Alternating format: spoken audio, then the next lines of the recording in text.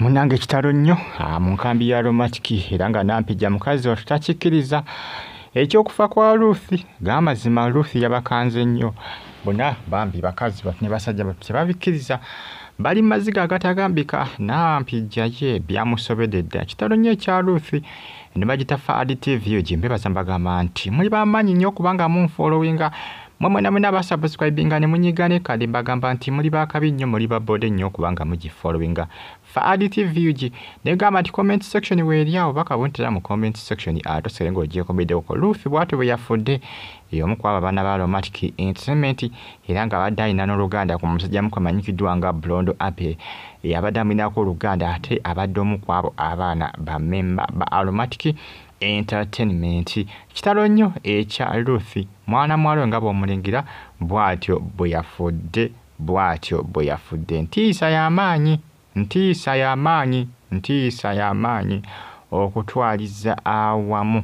Kitalo nnyo naye nga n'okufa kwe sigamba nti yalwadde kiri awo naye obulamu bwebo anti omusajja yayimba n'agamba nti obulamu bwe butyo tetwafuna bwa ddembe era gyemiranga amajja n'amagenda.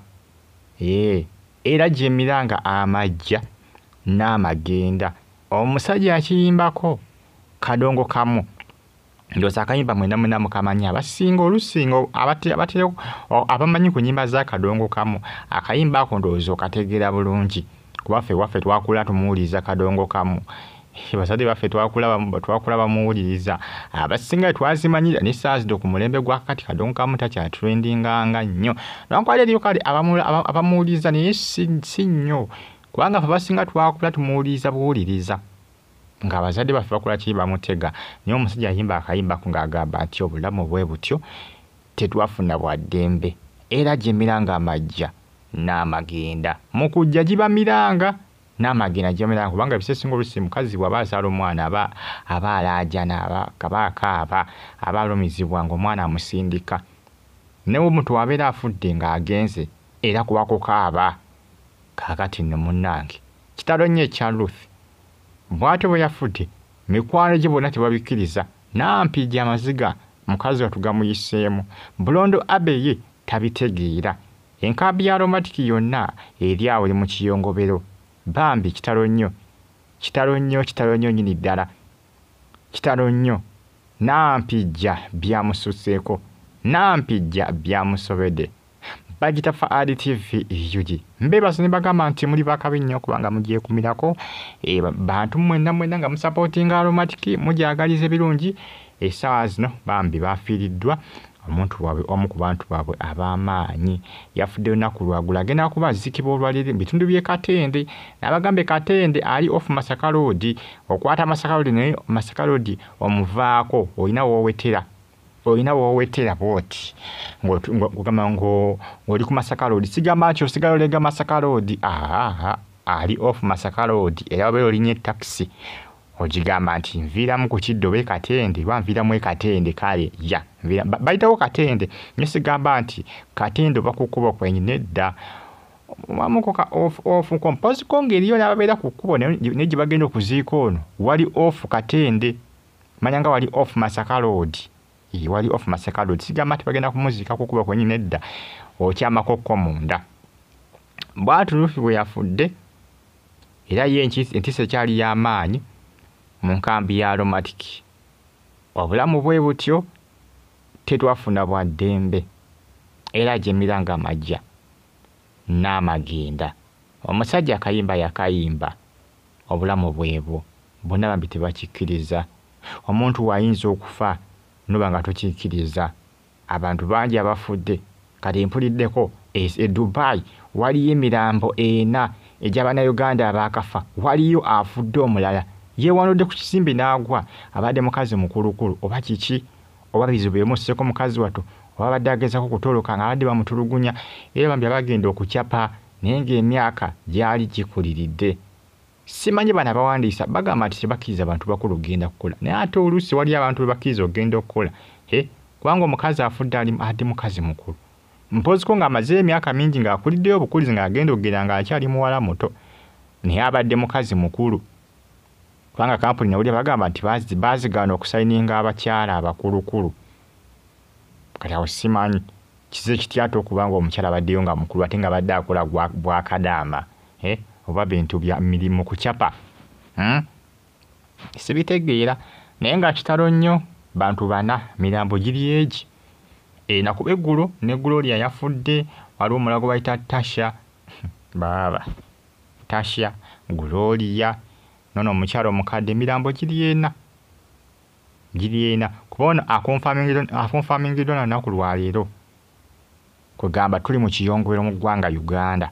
Baana bana bali bwero ogateko ne Ruth be bantu 5 tuli mu kiyongobero ky'abantu 5 wabanda abantu 5 bagendako bazza emirambo e Uganda naye emirambo gya bbeeyi kubanga n'omulambo ogumu okuguza e Uganda gwetaaga millions 20. Gloria akyaliyo mu ddwaliro e Dubai. Abazadde basondesa n'akasente tebakalabako, basonda ensimbi tebazirabako, emirambo gusiraaniddeyo e Dubai.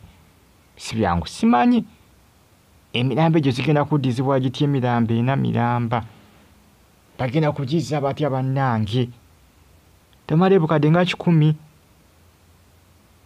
Era abasinga bagamba nti bannange ministry mubeeko kye mukola omusiro omugujja kuba akadaama bankuba kyeyo nate we bafa temwagala kubako kye mukola. Kampuni zifuka kyesirikidde kasita omuntu afa baba tebakyamulabawo kubanga baba tebakyamuteekamu luseke baba tebakyamufunamu kubanga ebbanga Gloria lyamazenga mulwadde kampuni badde tenyiga kati ke yafudde basirikiridde ddala kubanga basubirayo kubasaba ensimbi. Evola abasinga bagambye nti bannange kampuni mubeeko kye mukola tuzze omulambo gwa Gloria kati emirambo giri ena.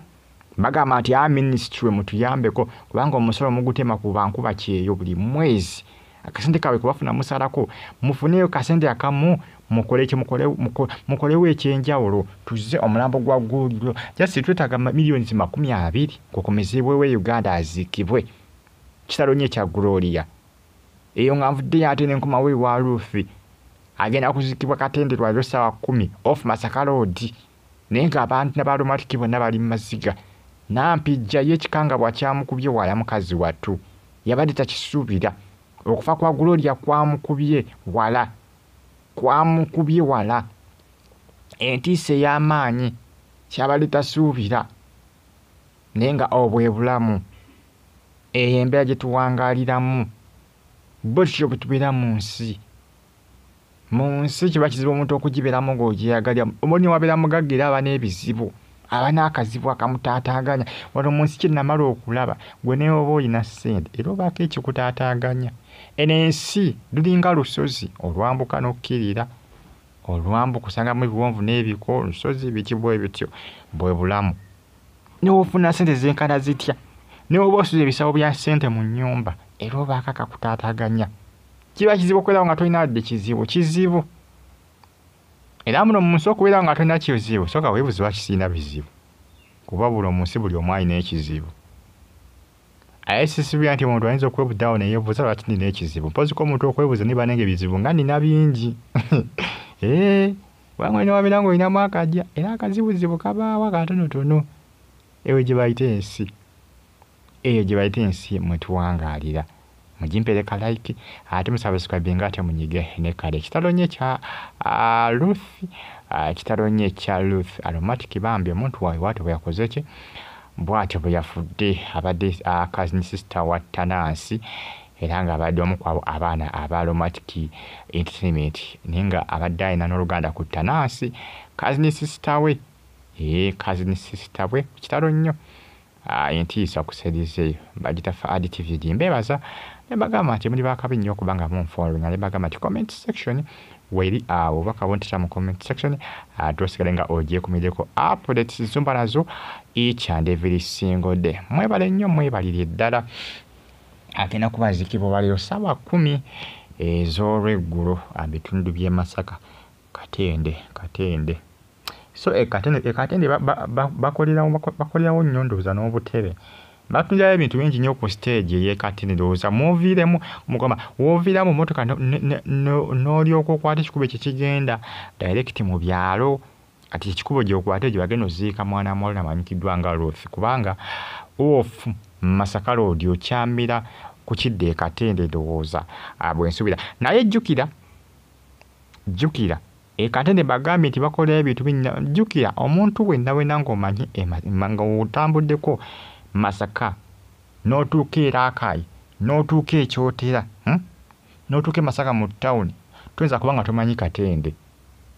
E Katende omanyiwo batundirawo obutebe batundirawo ebintu bwe bityo kati wawe otuuka off Masaka Road ng'oyingira munda kikuba ekyo ekiyingira munda kitalo nnyo byebyo byebitambulatambula akadde kano nga nange byansusseeko dda bambi okufa kwa Ruth bw'atyo bwe yafudde naye nga mbagambye obwe bulamu bwe butyo tetulina bwaddembe wano omunsi tewaliwo alina bulamu bwaddembe. Essaawa yonna Katonda akola ki abutwala essaawa yonna babukuggyako essaawa yonna butwalibwa kyevulaba munnange tetwafuna bwaddembe. Emiranga amajja ate n'amagenda giba miranga kwegamba ensi yo bwetyo tugiwangaaliramu temulimu alise todi mu nsi muno era oba n'ebizibu oba n'ekikutaataaganya ensimbi ne woba olina ensimbi ezitokomoka zitya era obaako ebizibu ebikutaataaganya mubeere bulungi subscribe mbagala nnyo mwenna.